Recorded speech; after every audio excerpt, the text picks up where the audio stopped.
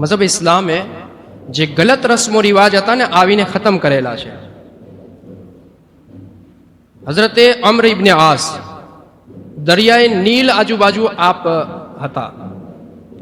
એક દિવસ આપણે જોયું કે લોકો દરિયાએ નીલ આજુબાજુ જમા છે અને એક નોજવાન દીકરીને સજાવીને એટલા માટે લાવેલા છે કે દરિયાએ નીલનું પાણી ખતમ થઈ ગયું.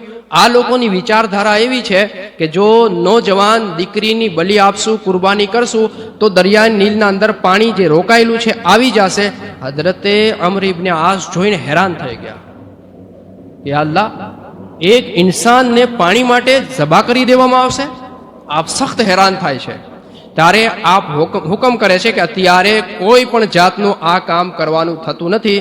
હું અમારા મેન સરદાર એટલે કે હઝરતે ઉમર ફારૂક આઝમ રઝિયલ્લાહુ તાલાથી પૂછી લઉં, એમની પરમિશન મળે ત્યારે જ આગળ વધવાનું થશે. હઝરતે અમ્ર ઇબ્ને આસ હઝરતે ઉમર ફારૂક આઝમને ખત લખે છે, ટપાલ લખે છે. એના અંદર કન્ડિશન દર્શાવે છે, હઝરત આવું આવું છે અહીંયા.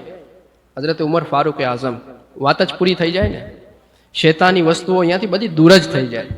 ઉમર નામમાં જેટલી તાકાત હતી. હઝરત ઉમર ફારૂક આઝમ ત્યાંથી ખત લખે છે. કોને લખે છે? એક અમ્ર ઇબ્ને આસને લખે છે, હઝરત અમ્ર ઇબ્ને આસ રઝિયલ્લાહુ તાલાને, અને બીજું દરિયાએ નીલને લખે છે. હઝરત અમ્ર ઇબ્ને આસને લખેલા ખતમાં કહે છે કે હું તમને બીજી જે ટપાલ આપું છું ને એ તમારા માટે નથી, દરિયા માટે છે. તમારે જઈને આ ટપાલ દરિયાને દેવાની છે. હઝરત અમ્ર ઇબ્ને આસ પોતાનું ખત વાંચી લે ને આ ટપાલ લઈને દરિયાએ નીલના અંદર નાખી દે છે. લખેલું હોય છે કે દરિયાએ નીલ, જો તું તારી મરજીથી હાલતો હોય ને તો બંધ જ રહેજે, તારે ચાલુ થવાની જરૂર છે જ નહીં.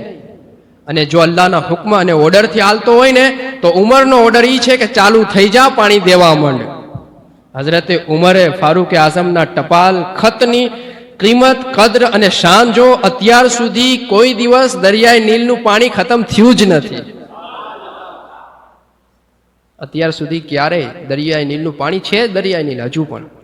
કહેવાનો મકસદ શું છે કે દુનિયાના અંદર ઘણી બધી જગ્યાએ એવી રીતની કુરબાનીઓ પેશ કરવામાં આવે છે જે અક્લ વિચારમાં આવી શકતી જ નથી.